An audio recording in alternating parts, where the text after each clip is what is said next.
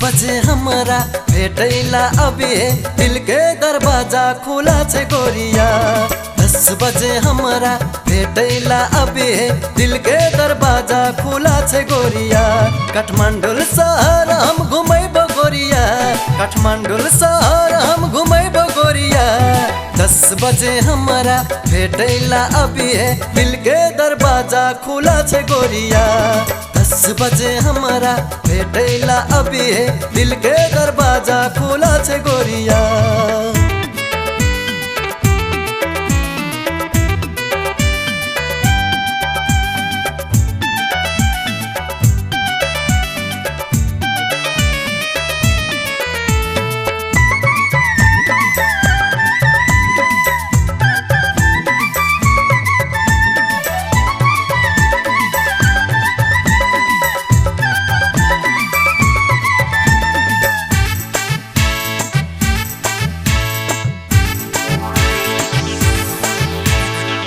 पशुपति बाबा के दर्शन करा देव टैक्सी में बैस का सब ठाम घुमा देव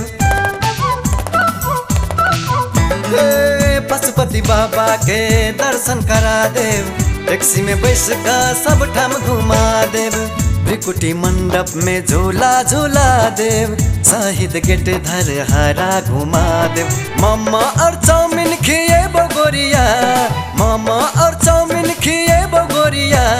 10 बजे हमरा भेटैला अभी दिल के दरवाजा खुला छे गोरिया 10 बजे हमरा भेटैला अभी दिल के दरवाजा खुला छे गोरिया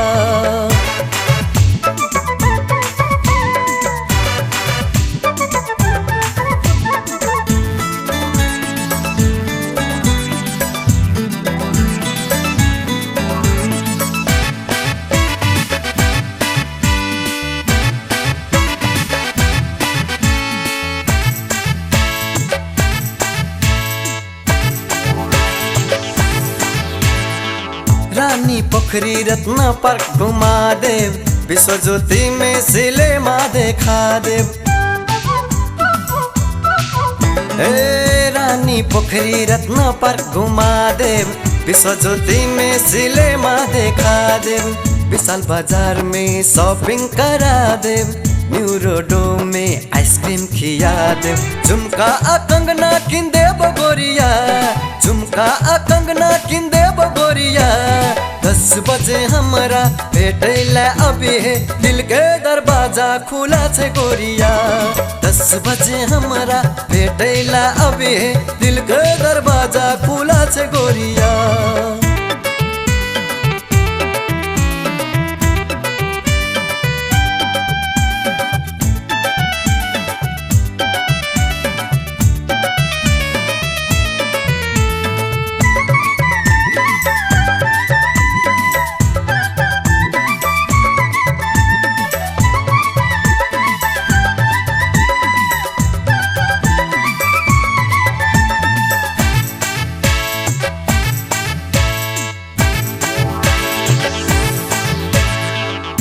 मंगल में खाना खिया देव एयरपोर्ट में जहाज देखा देव